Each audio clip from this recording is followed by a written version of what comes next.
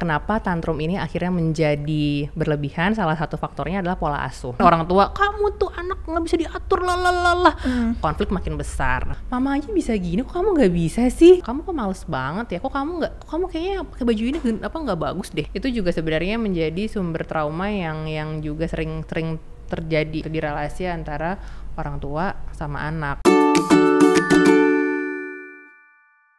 Oke, sekarang banyak sekali di media sosial tentang tumbuh kembang anak, mulai dari speech delay dan lain-lain, dan juga mungkin sekarang banyak berita-berita tentang remaja yang sudah kelewat batas, sudah melampaui apa yang seharusnya mereka lakukan, bahkan sampai ada yang kena kasus pidana. Hari ini aku akan ngobrol-ngobrol banyak sama psikolog anak dan remaja Kak Belinda Agustia. Hai. Halo. Thank you for Halo. coming, Kak. Iya, sama-sama, senang banget udah diundang juga ke sini.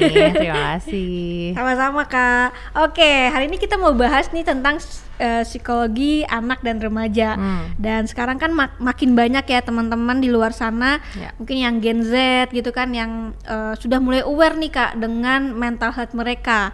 Ada positifnya, ada juga negatifnya. Kalau negatifnya mungkin kayak mereka ngeklaim dia sendiri kalau mereka sakit mental gitu, padahal sebenarnya mungkin belum sampai ke situ gitu ya. Dan untuk anak-anak sendiri nih, karena sekarang lagi zamannya tumbuh kembang anak ya, bagaimana parenting dan banyak sekali, mungkin saya nggak tahu sih, tapi apa karena media sosial atau kayak gimana, banyak anak-anak yang tumbuh kembangnya kurang baik. Kebanyakan yang saya lihat di media sosial mungkin paling common itu speech delay. Ya, telat bicara gitu ya. Telat bicara. Nah, sebenarnya kalau dari psikologi sendiri nih, ada nggak sih screen time ya yang utama ya? Screen time itu bagaimana sih cara dia tuh mempengaruhi tumbuh kembang anak? Nah, kalau kita ngomongin screen time, sebenarnya pertama kan yang kita perlu perhatikan ketika anak nonton screen time, yang miss atau hilang adalah interaksi dua arah. Sedangkan anak-anak yang masuk di usia-usia golden age gitu ya, 1 sampai 3 tahun, itu kan butuh interaksi yang sifatnya komunikatif nih antara dia dengan pengasuhnya.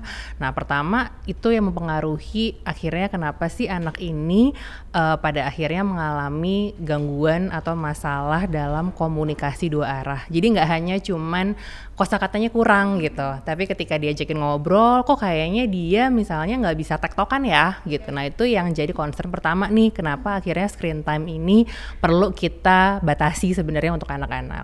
Nah, yang kedua, kalau ngomongin screen time, nah itu kan kalau misalkan Grita lihat kan, misalkan anak nonton nih, apalagi YouTube gitu ya. Nah, itu kan perpindahan screen dari satu scene ke scene berikutnya cepet banget gitu. Nah, itu yang seringnya pada akhirnya mempengaruhi kemampuan anak untuk fokus gitu, karena cepet banget nih pindah, apalagi kalau misalkan anaknya udah jago nih, anak zaman sekarang gitu ya, pilih bosen geser gitu. Nah, itu yang ngebuat akhirnya mereka nggak belajar atau nggak terstimulasi nih kemampuan untuk attend ke dalam satu informasi itu aja. Ditambah lagi feature-feature dari si screen time kayak misalnya suaranya kan, kalau kita perhatiin tontonan anak-anak itu kan high pitch ya, jadi tinggi. Nah, itu yang ngebuat anak ketika diajakin ngobrol sama manusia jadi nggak respon gitu, karena suara-suara yang dihasilkan dari tontonan anak-anak, terutama yang di screen time itu kebanyakan itu memang bukan, istilah itu bukan suara manusia gitu ya. Sedangkan suara manusia itu kan sebenarnya kan cenderungnya kan tone-nya itu kan bukan datar ya, tapi low gitu ya, berat. Nah, itu yang ngebuat anak ketika diajakin ngobrol nih sama manusia, tanda kutip ya, nah itu yang jadinya responnya kok kayak kurang gercep gitu sih.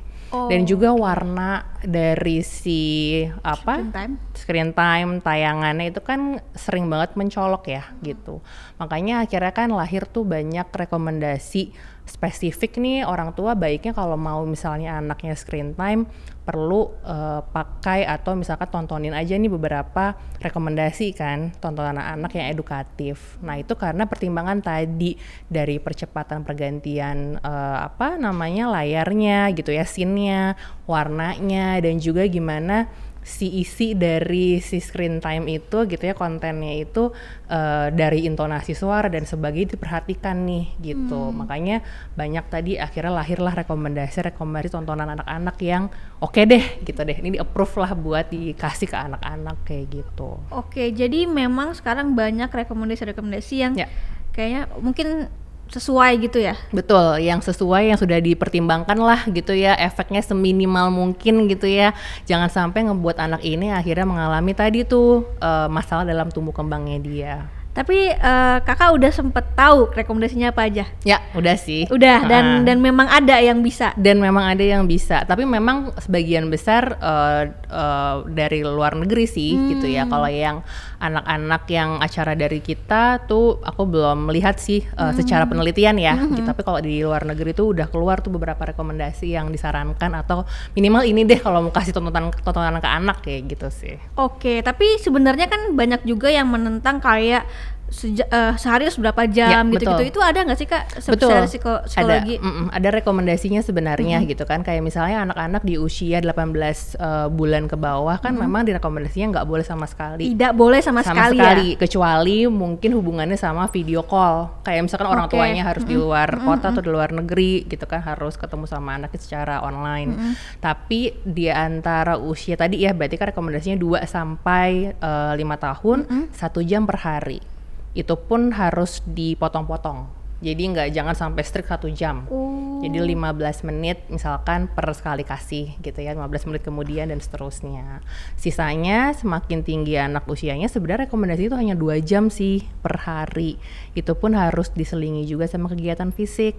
Apalagi kalau anak remaja tuh misalnya ya, itu kan harus banget sebenarnya mereka juga nggak terpaku sama gadget, tapi juga harus ada kegiatan yang bergerak sih sebenarnya gitu. Sedikit juga ya kalau sebenarnya ya. Sedikit ya tapi dari 0 sampai 18 kan tidak boleh sama sekali. Berarti dari 18 bulan 1,5 tahun sampai 5 tahun tuh 1 jam. 1 jam, dan itu juga harus dibagi-bagi. Betul. Nggak boleh kayak strict 1 jam gitu. Anak kita melihat screen time gitu juga nggak boleh juga, harus dicelingin juga. Betul. Oke, nah selain itu tumbuh kembang anak apalagi nih Kak yang mungkin sekarang banyak jadi keluhan-keluhan dari pasien? Kalau ngomongin anak-anak usia dini, salah satu tadi masalah pasti datangnya itu keluhannya adalah telat bicara, atau misalnya kok anaknya ini aktif banget ya gitu. Jadi orang tua penasaran nih apakah aktifnya ini tuh aktif yang wajar anak seusianya, atau mungkin kalau Grite pernah denger kan sekarang udah banyak ya istilah ADHD gitu ADHD, ya. ADHD, gangguan tumbuh kembang ya. Nah itu pengen ngecek juga sih masalah itu. Jadi kalau usia anak rata-rata hubungannya sama tumbuh kembang ya, konsentrasi, terus tadi masalah fokus, masalah bicara dan sebagainya. Kalau ngomongin remaja, masuk usia-usia kayak misalnya SD akhir ya, gitu sampai dewasa, yang sering aku temuin akhir-akhir ini tuh adalah sebenarnya sih core problemnya adalah masalah komunikasi sih antara orang tua dengan si anak remaja ini. Tapi dampaknya pada akhirnya melebar gitu ya. Ada yang anaknya jadi kena masalah gangguan cemas. Terus ada yang mengarah ke depresi, self harm. Nah itu semakin marak sih, terutama ketika kita masuk ke kondisi pandemi.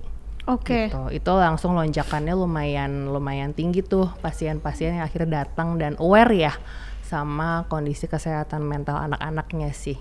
Gitu. Oke, nah kalau balik lagi ke anak nih Kak, kalau ke anak kan tadi ada ADHD itu berarti kan mungkin fokus ya? Ya, fokusnya dan masalah hiperaktivitas. Hiperaktif. Nah, aku juga pernah baca juga untuk tantrum ya. Tantrum sendiri itu bener nggak sih kalau sebenarnya tantrum itu juga bisa karena anak kita maksudnya telat bicara. Jadi mereka nggak bisa tahu apa yang mau diungkapkan gitu. Ya, salah satu memang yang menjadi faktor resikonya adalah betul tadi kalau anak ini mengalami kendala dalam berkomunikasi 2 arah, sehingga kan ketika dia mau minta apa atau dia mungkin ada perasaan yang dia nggak bisa ekspresiin gitu ya. Nah akhirnya semakin memicu sebenarnya sih tantrum ini semakin hebat. Tapi di luar itu sebenarnya banyak juga sih faktor-faktor yang bisa mempengaruhi kondisi tantrum ini. Apa contohnya? Nah, sebenarnya kan tantrum ini kita perlu highlight ya. Tantrum itu kan sebenarnya kan fase yang memang wajar ya, harus bahkan dilalui oleh anak-anak usia dini gitu, karena kan di situ mereka mengenal yang namanya emosi gitu ya. Nah, kadang seringnya kenapa tantrum ini akhirnya menjadi berlebihan, salah satu faktornya adalah pola asuh. Gitu. Dimana misalnya nih orang tua pada akhirnya ketika sama anak jadi nggak tegaan. Kayak semua yang anak mau dikasih immediately, langsung instan. Sehingga anak ini nggak punya kemampuan nih untuk menunda kesenangan. Nah itu kan faktor resiko juga ya yang memicu tantrum sebenarnya. Terus juga misalnya gangguan tumbuh kembang gitu ya, itu juga sebenarnya kan jadi faktor resiko juga ya memicu tantrum. Karena tadi misalnya ada anak-anak yang kita ngomongin masalah gangguan sensori gitu, anak-anak yang punya masalah dalam memproses informasi yang sifatnya sensori. Misalnya anak ini terlalu sensitif sama suara keras atau terlalu sensitif sama terlalu banyak visual yang dia lihat, itu kan juga sebenarnya membuat anak ini akhirnya nggak nyaman, ujung-ujungnya menjadi tantrum gitu. Jadi nah itu sih orang tua tuh perlu jeli sih sebenarnya kenapa anak ini misalnya memunculkan perilaku tantrum. Sesederhana misalnya kebutuhan dasarnya nggak dipenuhin gitu ya, dia lapar, ngantuk, capek, itu kan juga bisa micu tantrum sebenarnya gitu ya.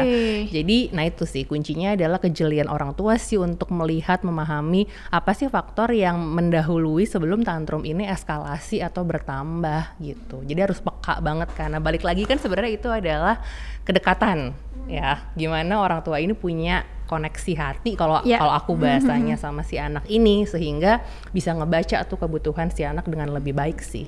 Karena anak pada dasarnya bucin ya katanya ya. Betul, sama orang tuanya. Jadi sebenarnya anak tuh pengen membahagiakan orang tuanya, bener gak? Betul. Jadi emang sebenarnya aku percaya nggak ada anak yang nakal, nggak ada anak yang sengaja mau bikin orang tuanya kesel atau marah gitu ya. Tapi bisa jadi anak ini punya kebutuhan, tapi dia nggak bisa ngungkapinnya. Apalagi ditambah orang tuanya nggak paham nih sama dia, nggak mengenal anaknya dengan lebih baik, sehingga tadi kan muncul konflik-konflik yang terjadi kan antara anak sama orang tua ini sih. Oke, nah kalau bicara soal screen time, misalkan nih mungkin kan beberapa orang tua yang lagi nonton ini waktu itu nggak tahu tentang screen time yang bisa separah ini gitu ya.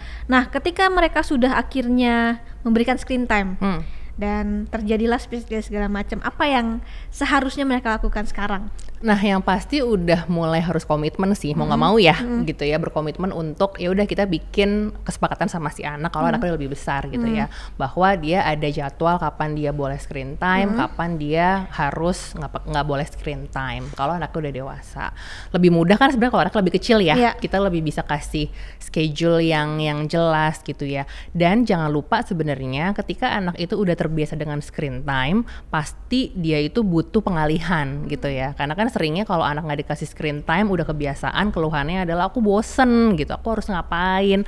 Jadi ya balik lagi, orang tuh harus muter otak lagi nih mencari alternatif kegiatan yang mungkin membuat anak ini ya akhirnya punya sesuatu yang harus dilakukan kan gitu, nggak cuman ngeliatin ke gadgetnya aja gitu. Apalagi kan kalau misalkan aku flashback ya ke zaman aku kecil gitu kan, kayaknya dulu juga nggak ada ya screen time gitu ya, yang ada main di luar gitu, eksplorasi, ketemu sama temen gitu ya. Dan sebenarnya nature-nya anak kan sebenarnya bergerak aktif ya, itu adalah bawaannya mereka. Jadi harusnya bisa sih selama orang tua tadi sih berupaya untuk putar otak, cari cara, cari kegiatan sebenarnya sih yang membuat anak ini bergerak lebih aktif sebenarnya. Kegiatan-kegiatannya itu seperti apa? Apakah tiap anak tuh pasti beda-beda atau gimana?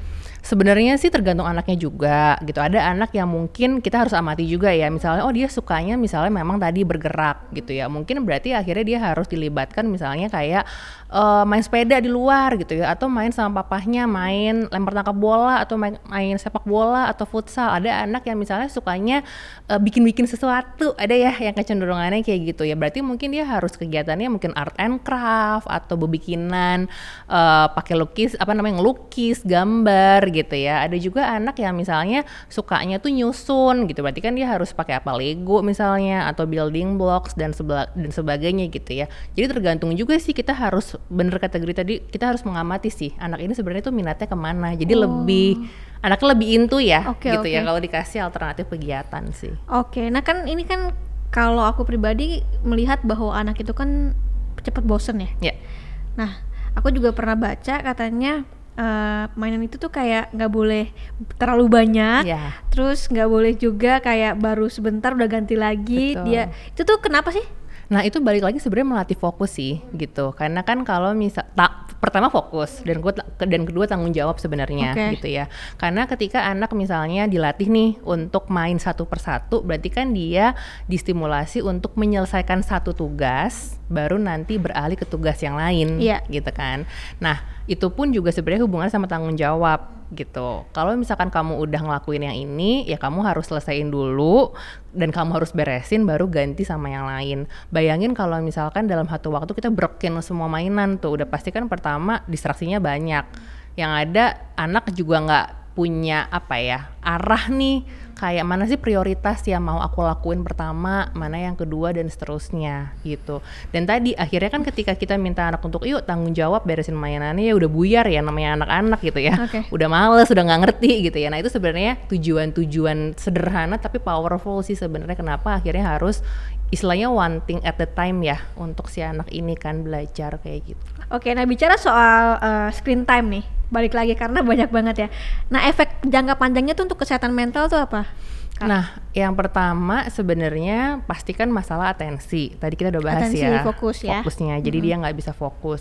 Nah, yang kedua khawatirnya adalah anak ini jadinya kan terbiasa sama interaksi yang sifatnya hanya memberi ya, jadi nggak terbiasa untuk berinteraksi dua arah sama orang. Itu kan resikonya bisa jadi mematikan pertama empati, kemudian mematikan juga skill anak itu untuk menilai sebuah situasi gitu. Karena kan ketika kita cuman sama layar, kita kan cuman nerima aja ya, dan kita nggak kebiasaan nih untuk memperhatikan misalnya, oh reaksi orang ini kalau misalnya aku ngelakuin ini tuh kayak gimana ya, oh ternyata ekspresi wajahnya nggak nyaman nih.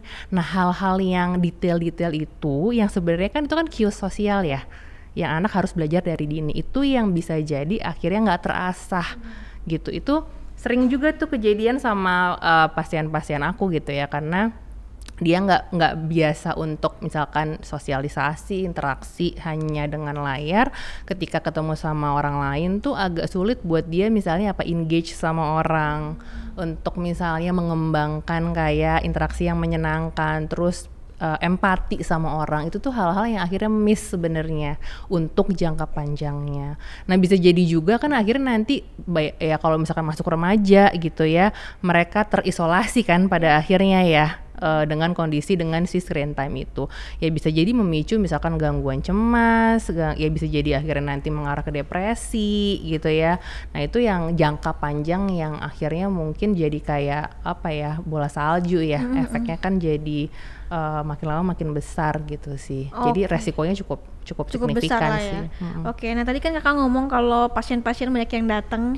Aku pengen nanya nih, ada nggak mungkin salah satu kasus yang kakak tuh kayak, kok bisa banget ya kayak gini gitu, yang mencengangkan? Ada waktu itu pasien remaja. Kenapa mencengangkan? Karena kalau aku ngobrol sama anak ini gitu ya, potensinya tuh banyak gitu ya, anaknya pinter, terus sebenarnya juga kemampuan dia untuk berkomunikasi, interaksi, sosialisasi bagus gitu. Nah ini hanya karena balik lagi gitu ya, komunikasi sama orang tuanya nggak baik, orang tuanya sibuk gitu ya, dan emang ini anak mbak lah istilahnya gitu ya, karena dari kecil diasuhnya sama pengasuhnya gitu, sehingga sama orang tuanya juga jarang komunikasi gitu ya. Nah ini akhirnya anak ini ya tadi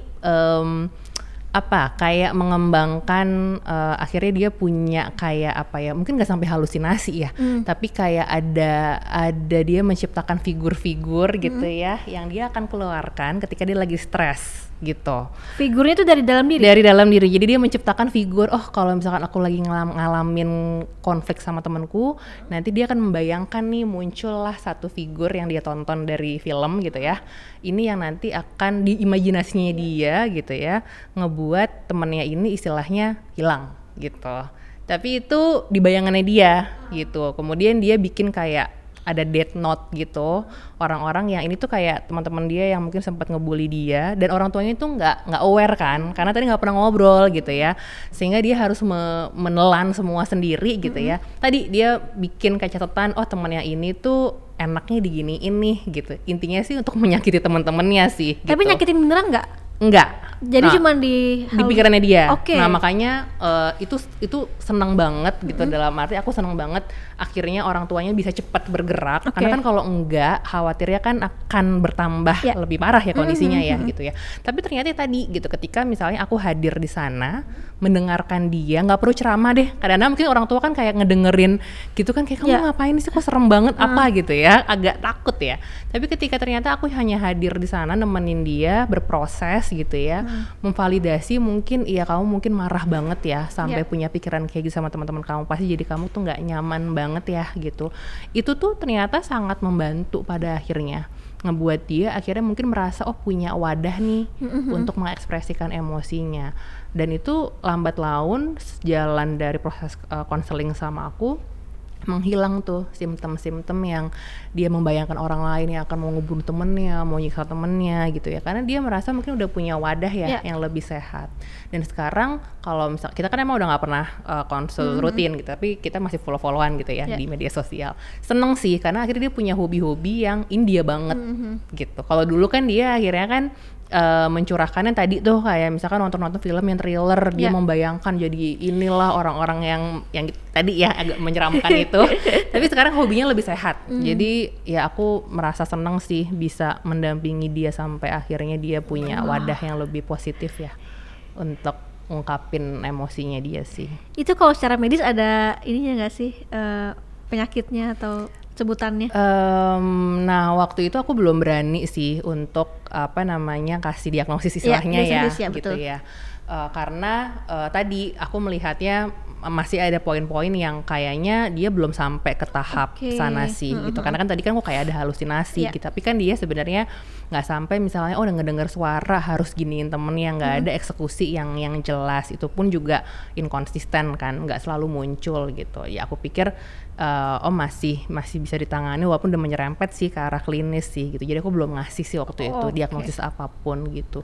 Cuman memang ada kecenderungan ke arah dia mulai halusinasi nih gitu, mulai ada delusi, mulai ada psikosis gitu ya istilahnya gitu ya, hayalan-hayalan itu yang sebenarnya adalah bentuk self defense-nya dia kan untuk mempertahankan diri sih. Oke, nah dari pasien-pasien kakak yang mungkin sekarang nih banyak remaja remaja dan anak ya.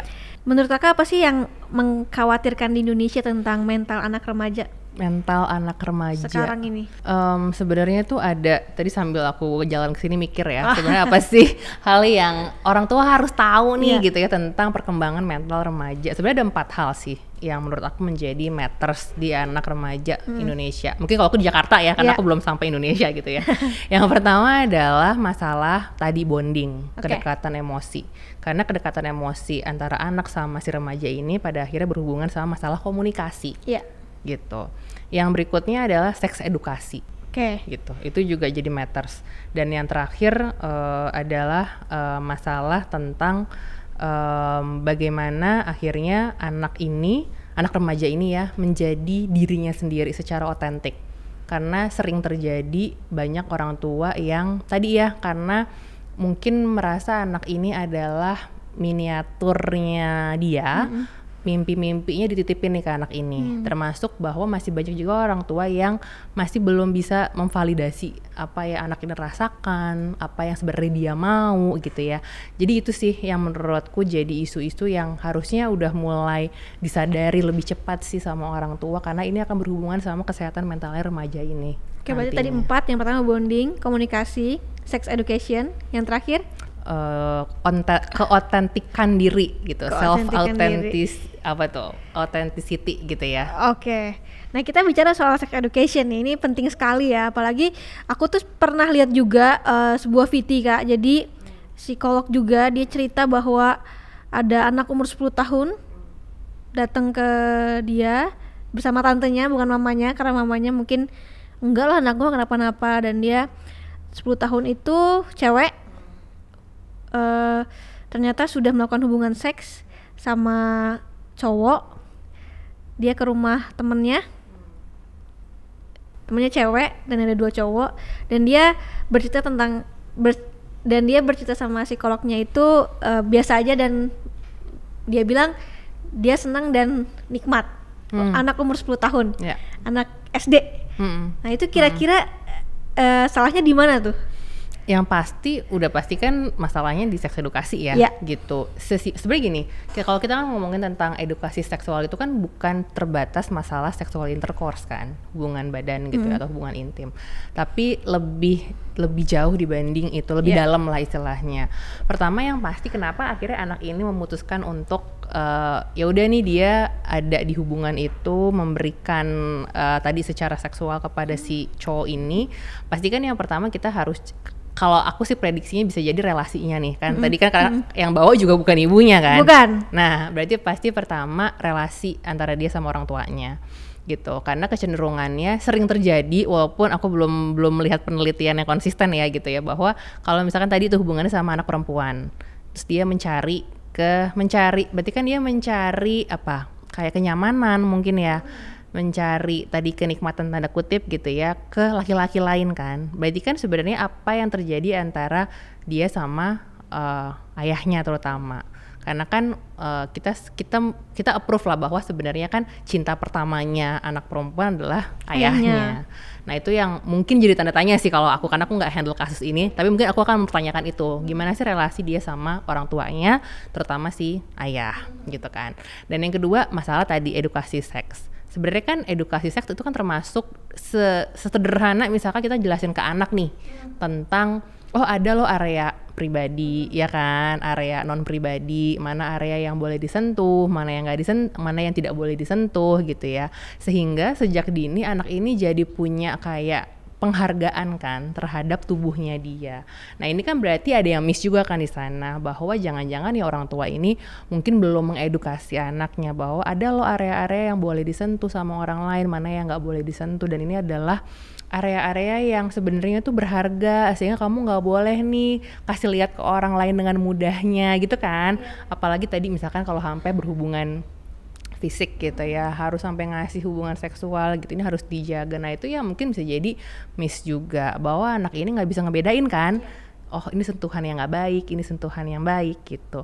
Ditambah tadi mungkin dia butuh secara emosional ya, penerimaan, kasih sayang gitu ya, sehingga tadi akhirnya ketika dia dapat dari orang lain, ditambah mungkin nih nggak tahu kalau udah remaja kan biasanya udah pubertas juga ya, udah menstruasi, berarti kan udah ada hormon ketertarikan ya sama lawan jenis, ditambah itu gitu kan dapat, mungkin dia merasa ya ada kenikmatan juga secara seksual, nah terjadilah kejadian itu gitu sih. Oke, jadi sebaiknya nih secara psikologi kapan sih kita tuh sebagai orang tua boleh untuk sex education sama anak? Sejak dini. Dini tuh dari anak-anak misalnya bayi. Ngomongin bayi ya. Ngomongin gitu. Bayi ya. Ngomongin bayi loh. Kayak setahun berarti ya? Iya. Tapi ya balik lagi tadi kan, kita harus melihat bahwa seks edukasi itu secara luas gitu. Dari sekedar misalnya dari bayi ini, ketika kita mau ganti celananya dia, ganti bajunya dia, kita bilang, "Dek, permisi ya, mama mau ganti dulu nih celananya, gitu, mama buka ya," gitu.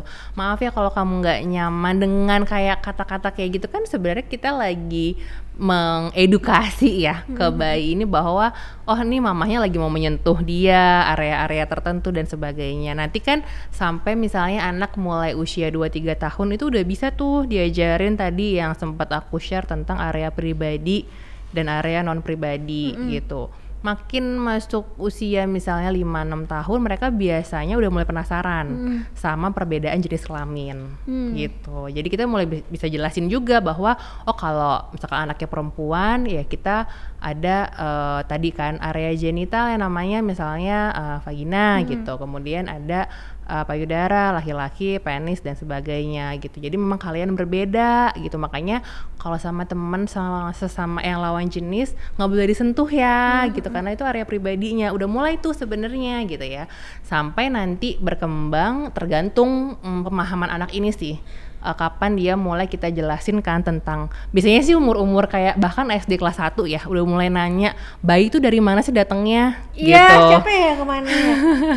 Kok bisa punya bayi gitu ya. Ya mungkin kalau masih SD awal kita baru bisa bilang iya bayi itu dari perut mama. Nanti makin besar biasanya itu kemarin punya pasien baru cerita-cerita dia kelas 4 udah mulai dijelasin juga tuh reproduksi. Oh iya bayi itu ketemunya sel telur sama sperma. Nah mungkin lebih nanti remaja udah mulai bahas tentang sexual intercourse yang dilakukan hanya oleh orang yang menikah gitu kan, masuk ke value agama misalnya, kayak gitu sih. Jadi bertahap sebenarnya sih. Oke, nah saat remaja ini kan saat-saat anak ini kan bereksplorasi ya. Ketemu sama teman baru, lingkungan baru, terus mungkin di sekolah segala macam. Nah, gimana sih sebagai orang tua tuh kita mengarahkan? Kan cuman bisa mengarahkan lah ya, kita kan nggak bisa 24 jam lagi sama mereka gitu ya. Gimana caranya kita tuh mengarahkan ke mereka bahwa yang benar tuh mungkin seperti ini gitu. Ya. Yang pasti kalau remaja itu kan udah nggak bisa kita kayak satu arah ya. Nggak boleh ini, nggak boleh itu with no reason gitu kan. Nggak boleh aja gitu kan. Tapi kita udah mulai harus menerapkan, kalau aku bikin singkatannya, komunikasi yang terka, tenang dan terbuka gitu. Terka, tenang dan terbuka. Oke. Ya. Jadi semua rules kalau sama anak remaja sifatnya udah harus brainstorming, diskusi gitu ya. Misalnya ada hal-hal yang mama punya concern di ABCD gitu ya, menurut kamu ya ngomongin misalkan masalah screen time deh yang paling sederhana ya, karena kayaknya kamu udah berlebihan segala macam, yuk kita cari solusi bareng-bareng. Menurut kamu apa nih solusinya ya, biar kamu juga dapet momen screen time-nya, mama juga tenang nih karena biar kamu nggak berlebihan. Kita boleh tuh akhirnya menggali dari anaknya solusinya, misalkan A, B, C, D gitu ya. Tapi at the end dari diskusi itu tetap sebenarnya orang tua yang yang ini tuh kayaknya masuk akal, yang ini kayaknya nggak bisa dena gitu. Jadi solusinya kita ambil yang tengah-tengah ya. Misalkan kalau masalah screen time, ya udah deh screen time tapi on weekend ini misalnya gitu ya. Weekdays boleh deh tapi cuman abis kamu ngerjain tugas misalnya kayak gitu. Jadi tadi sih memang kita nggak bisa mengawasi, tapi kita bisa membuka ruang diskusi, ngobrol gitu ya, dengan tetap tenang tadi kan, tenang dan terbuka gitu ya. Sama kalaupun ada hal-hal yang akhirnya tidak sesuai dengan kesepakatan, ya kita bisa buka diskusi lagi gitu ya. Atau misalnya kalaupun ada konsekuensi, menurutku untuk anak remaja tetap perlu kita tanyakan ke dia, biar dia merasa bahwa ini tanggung jawabnya dia juga nih, nggak cuman konsekuensi itu dari orang tuanya. Karena kalau dari orang tua kadang-kadang nggak mempan sih gitu, kayak misalnya kayak kamu kalau kayak gini nggak boleh main gadget, ya udah mainnya diem-diem, kan remaja gitu ya. Iya, makanya ada aja idenya gitu ya. Jadi ya udah, ini konsekuensinya disepakati bersama gitu sih, selama balik lagi relasi anak sama orang tua ini baik. Makanya sebenarnya menurutku pengasuhan itu kayak investasi ya. Kita udah harus invest sejak dini, biar kedepannya itu udah tinggal ngambil ininya aja, panen hasilnya aja sih gitu. Jadi agak sulit memang kalau kita di usia anak remaja gitu ya. Bukannya nggak bisa sih, bisa, tapi effortnya akan lebih besar ya untuk ngebuat anak ini tuh bisa berkomunikasi sama kita sebagai orang tua dengan baik. Kalau tadi tuh kita banyak missing di usia-usia dininya, justru kedekatannya tadi sih gitu. Oke, jadi intinya yang pertama itu kita harus bangun bonding sama anak kita ya. Iya, udah penting banget sih itu, harga mati itu, nggak bisa ditawar. Kalau orang tua introvert gimana ya? Sebenarnya kan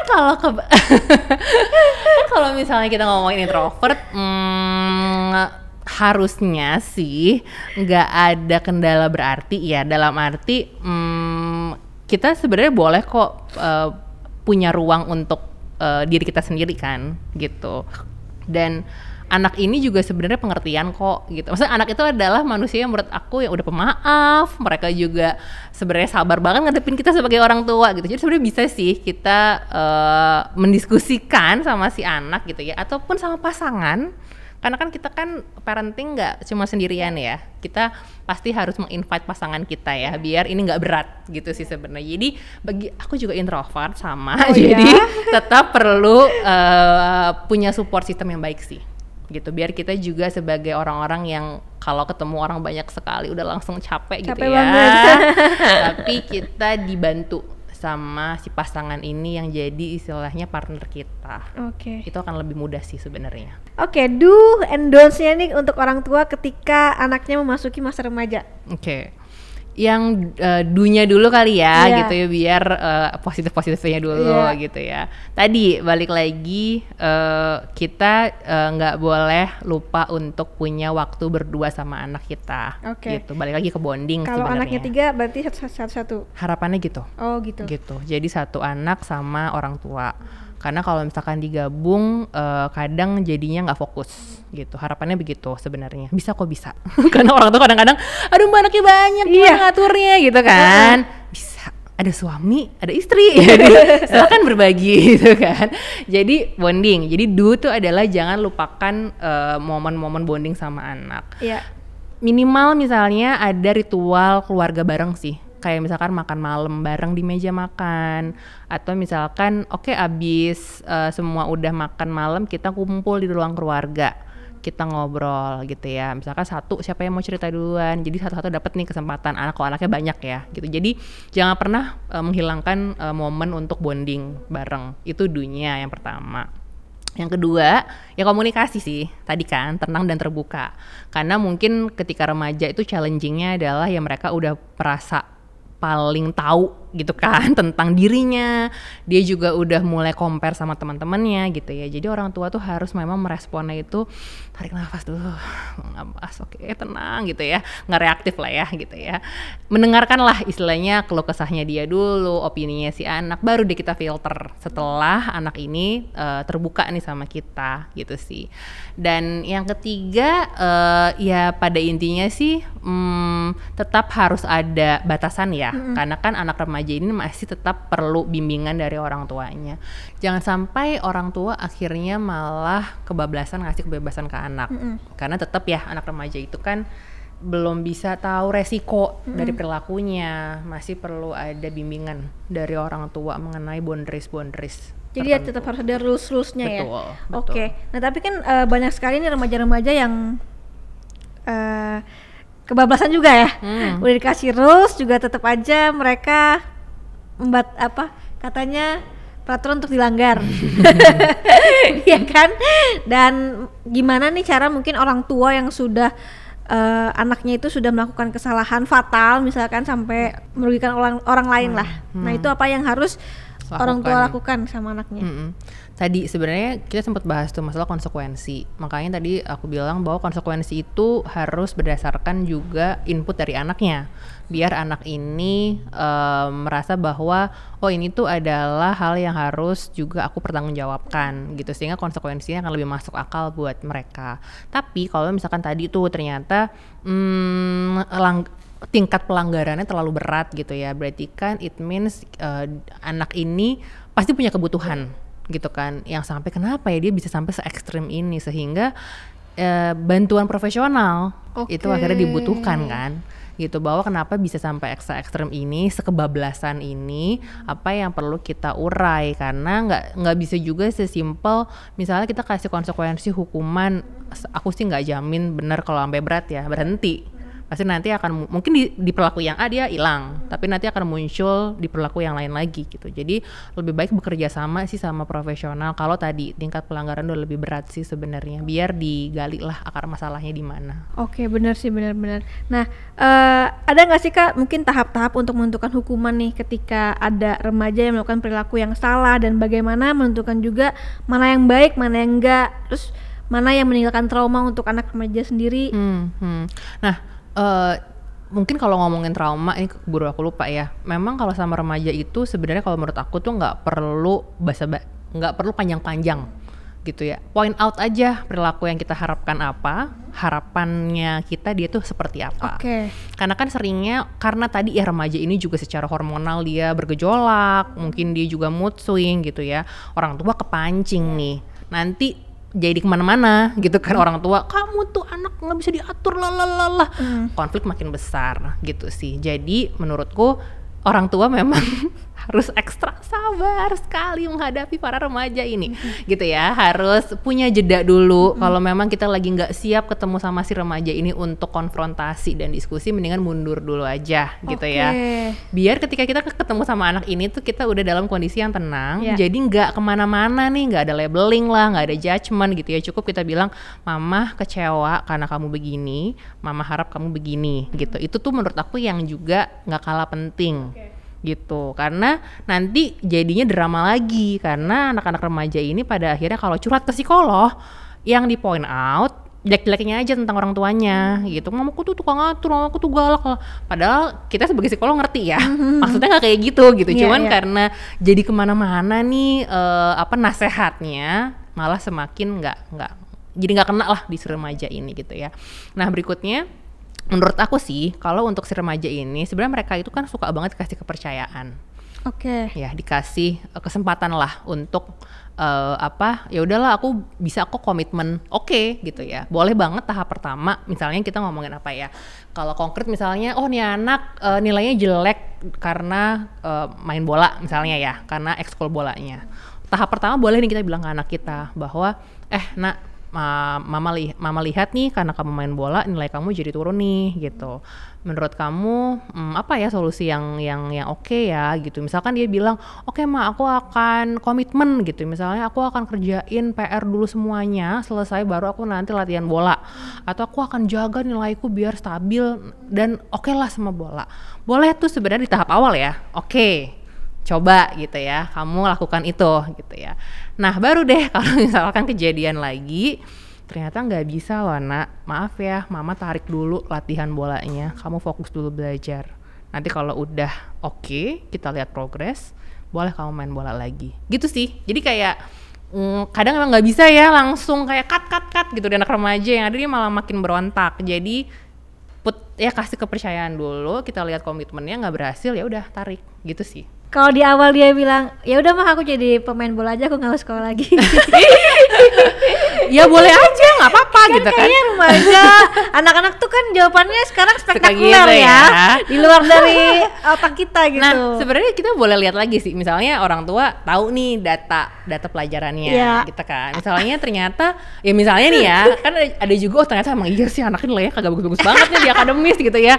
Ya udahlah gitu, ya udah bener ya gitu ya, kamu komitmen nih untuk bola. Tapi nggak ada puter balik nih gitu ya. Ya nggak bisa juga sih. Cuma seenggaknya orang tua ya memang harus ada backup plan sih. Maksudnya kayak misalkan anak ini dia latihan bola, tapi misalnya kita tahu nih kekuatan dia di mana. Jadi ada alternatif kelas lain si bola itu misalnya. Tapi misalnya ternyata akademis dia bagus juga gitu kan ya, sayang gitu kan. Ya kita bisa bilang tadi sih, nah kamu tuh, ya kita point out lah positifnya dia. Kamu tuh sebenarnya bisa loh, lihat nilai kamu tuh segini. Kamu juga misalnya matematika kamu bagus gitu ya, sayang kalau ini juga nggak dikembangin, kita cobalah dua-duanya gitu, atau kita bagi lah biar jangan sampai ada yang dikorbanin lah, coba dulu lah gitu sih. Kita encourage juga sih, point out hal-hal yang dia bagus juga kok di sini gitu, karena kadang-kadang kita kan kalau udah kayak gitu kan point outnya ke hal-hal yang negatifnya anak ya. Nah itu yang jadi akhirnya konflik sih sama si anak remaja ini sih. Negosiasi lah ya. Iya betul, harus pinter-pinter memutar kata dan negosiasi. Nah kalau ketika orang tua mendeteksi nih kak, mungkin bahwa anak remajanya ada kecenderungan berperilaku bermasalah gitu ya, apa tindakan pertama yang orang tua bisa lakuin? Yang pertama validasi gitu. Itu maksudnya validasi perasaan anak gitu kan. Tadi yang aku bilang bahwa setiap perilaku yang ditampilkan anak, mau positif ataupun negatif, udah pasti ada alasannya. Termasuk apapun lah perilaku dia, senegatif apapun gitu. Jadi pertama P3K-nya buat orang tua adalah memvalidasi apapun yang mungkin dia rasakan, apapun pengalaman yang mungkin lagi dia alami gitu ya. Kenapa? Karena nanti tujuannya sebenarnya memvalidasi itu bukan berarti kita menerima ya perilakunya dia, enggak. Kalau misalnya perilakunya negatif bukan berarti kita meng-accept itu, enggak. Tapi kita memahami bahwa oh iya mungkin saking kamu marahnya sampai kamu ngelakuin hal ini ya, menangkap si esensi si emosinya itu gitu ya. Nah tadi balik lagi sebenarnya tujuan kita adalah mencari inti masalah gitu. Kenapa sih sampai anak ini misalnya ngelakuin hal ini, apa sih sebenarnya core problemnya gitu. Itu P3K-nya. Jadi memvalidasi, kemudian ya udah kita komunikasi dulu nih terbuka biar tahu nih sebenarnya alur berpikir anak ini seperti apa. Kalau misalkan memang tadi sih memang agak sulit kalau misalkan ekstrim kejadiannya, karena balik lagi tetap butuh bantuan profesional sih untuk nge-guide kan anak ini, karena bisa jadi juga anak ini ketika sama orang tuanya udah pasang shield dulu gitu ya, udah mungkin susah untuk dikasih dikasih saran, masukan gitu, sehingga mungkin butuh pihak yang lebih netral sih untuk ngebantu anak ini punya problem solving yang lebih baik. Tapi itu dulu sih kunci awalnya menurutku, yaitu berempati, memvalidasi, kemudian gathering information aja dulu tanpa judgment, tanpa label, biar tahu nih sebenarnya akar masalahnya di mana, baru cari bantuan profesional jika memang ini sangat urgent atau orang tua nggak bisa kasih input lah ke anaknya, kayak gitu sih. Karena kan kalau misalkan remaja tuh kan mungkin lagi dunia luarnya lagi berpengaruh banget kan. Betul. Dan biasanya orang tua tuh nggak didengerin, ya kan? Temen tuh segala-galanya lah. Temen lah gitu. segalanya ya. Nah, tapi gimana sih, ini mungkin pelajaran juga ya. Kalau misalkan orang tua tahu nih temennya nggak baik, atau kan pasti punya insting dong sebagai orang tua. Kan tadi mungkin nggak boleh langsung cut kali ya, atau gimana. Nah itu tuh gimana sih kalau kita udah tahu nih kita udah tahu nih anak kita bergaul sama orang yang salah. Nah itu gimana? Nah memang ini mau nggak mau sih kita harus cukup tegas ya gitu, bahwa kita udah, tapi orang tua juga perlu gathering data lagi sih, kasih fakta lah ke anak ini gitu ya, bahwa ya kenapa anak ini akhirnya tidak boleh bergaul sama yang ini, karena mama melihat atau papa melihat bahwa kamu jadi seperti ini karena misalkan bergaul sama dia, ada perubahan-perubahan perilaku ya yang mama papa tangkap, sehingga mohon maaf ya kita kayaknya mama akan cut nih, kamu nggak boleh nih untuk sama dia lagi. Tapi tetap sih perlu kita bantu cari solusi sih, dalam arti mungkin ada nggak teman kamu yang lain yang menurut kamu lebih yang juga asik orangnya gitu, atau mungkin akhirnya orang tua perlu carikan wadah baru, komunitas baru buat anak ini gitu ya. Bahkan ekstrimnya kadang kalau memang udah nggak baik banget, ya itu sih kadang juga ada kasus di mana akhirnya aku minta orang tuanya untuk pindahin anaknya sekolah gitu, karena emang udah nggak bisa nih di lingkungan ini gitu ya. Ini case tertentu ya, sampai harus ekstrim pindah sekolah, karena kalau dia di situ terus ya polanya nggak berubah, malah semakin memperparah kondisi anaknya gitu. Dan nggak apa-apa gitu, karena kan balik lagi nih, orang tua kan orang dewasa yang lebih punya kemampuan problem solving lebih baik harusnya ya gitu, sehingga tegas nggak apa-apa. Tapi tetap misalnya anaknya, aku tuh sebel marah sama mama apa-apa, ya udah validasi, balik lagi sih, ya maaf ya kamu sedih, kamu kecewa gitu.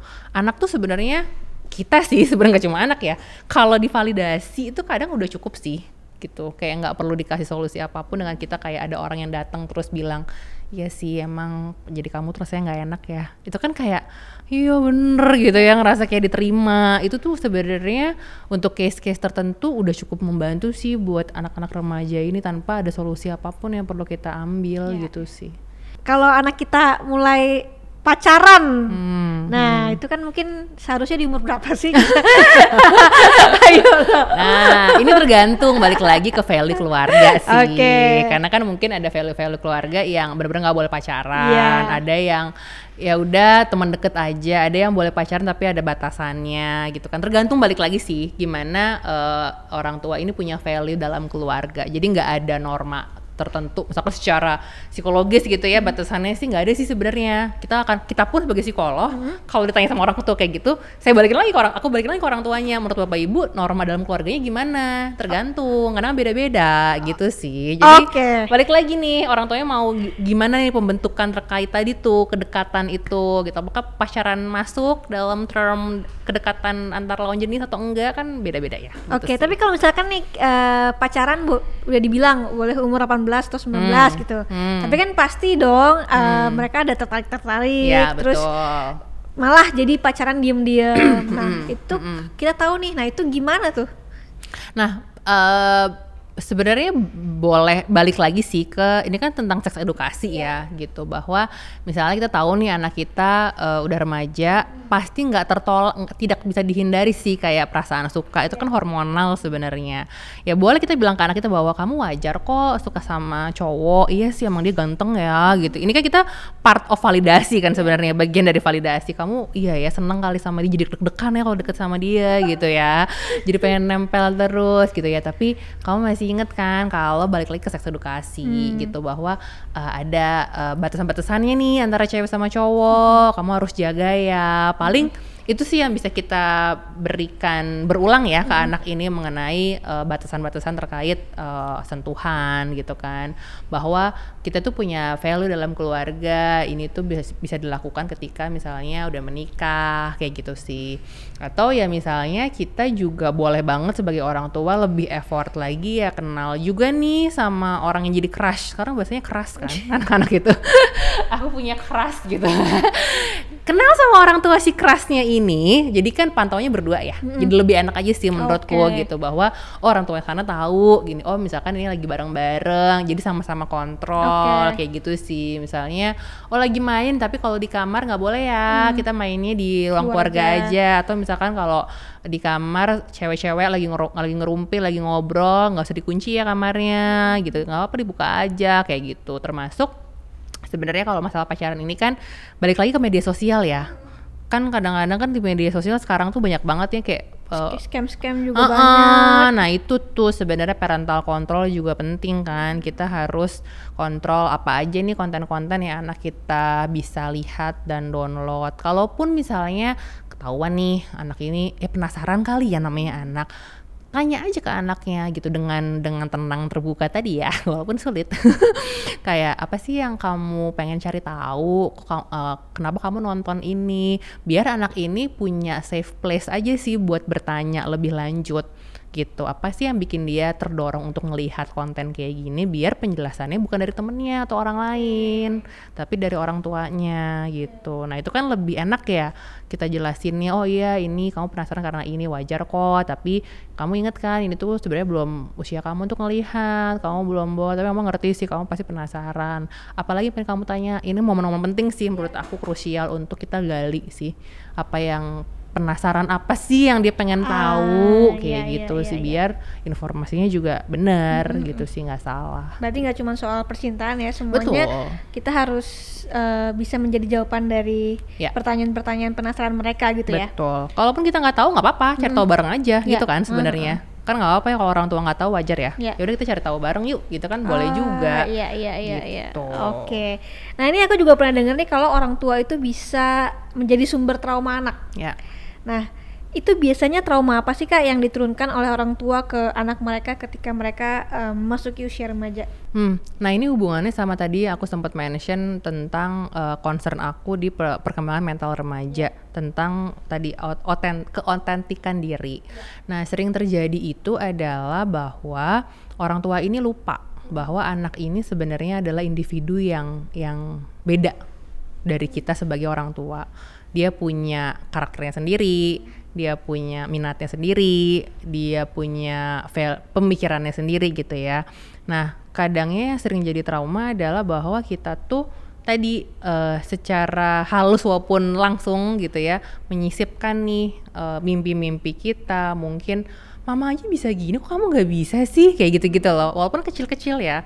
Tapi justru kadang seringnya trauma-trauma itu datang dari hal-hal yang kecil-kecil kayak gitu, tapi berulang gitu. Atau misalkan sekedar kayak misalnya labeling kayak kamu kok males banget ya, kok kamu kayaknya pakai baju ini nggak bagus deh, kayak gitu-gitu loh. Jadi itu juga sebenarnya menjadi sumber trauma yang juga sering terjadi gitu di relasi antara orang tua sama anak gitu. Makanya penting sih kita untuk menyadari gitu bahwa anak ini tuh punya pemikirannya sendiri, walaupun tetap ya yang namanya value dalam keluarga, agama dan sebagainya kan tetap kita harus wariskan. Tapi jangan sampai kita jadi nggak bisa objektif ya melihat si anak ini, karena sering terjadi loh kayak misalnya orang tua ini marah sama anaknya, tapi sebenarnya bukan karena perilaku anaknya, tapi sebenarnya dia marah karena itu pengalamannya dia yang keinget. karena perilaku anaknya gitu. Jadi ke-trigger gitu ya. Ke-trigger, betul bahasanya gitu ya, ke-trigger sama perilaku anaknya. Padahal ini bukan tentang anaknya, tapi tentang dia gitu kan.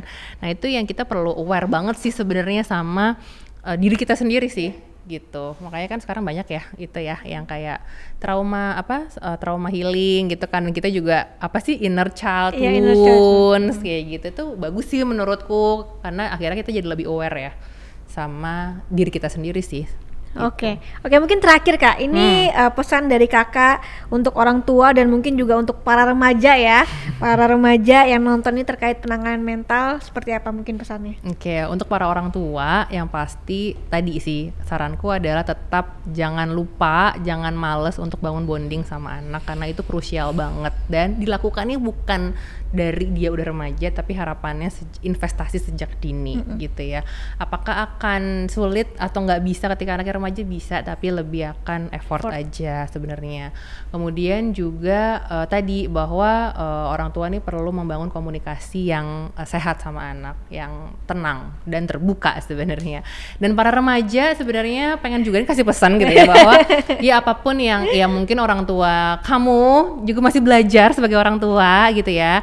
Jadi kita sama-sama yuk bareng sama mama papa gitu ya untuk belajar bareng-bareng mengenal diri kita masing-masing biar nantinya nih mama papa ataupun kamu sebagai remaja bisa berkembang dengan lebih optimal dan sehat secara mental. Oke Kak, terima kasih banyak sudah datang ke sini dan sudah kita belajar banyak banget tentang parenting dan segala macam. Ini juga makasih udah pada nonton. Semoga dengan tayangan video kita ini banyak teman-teman yang sadar dan akhirnya banyak yang bonding dengan anaknya dan juga orang tuanya. Thank you.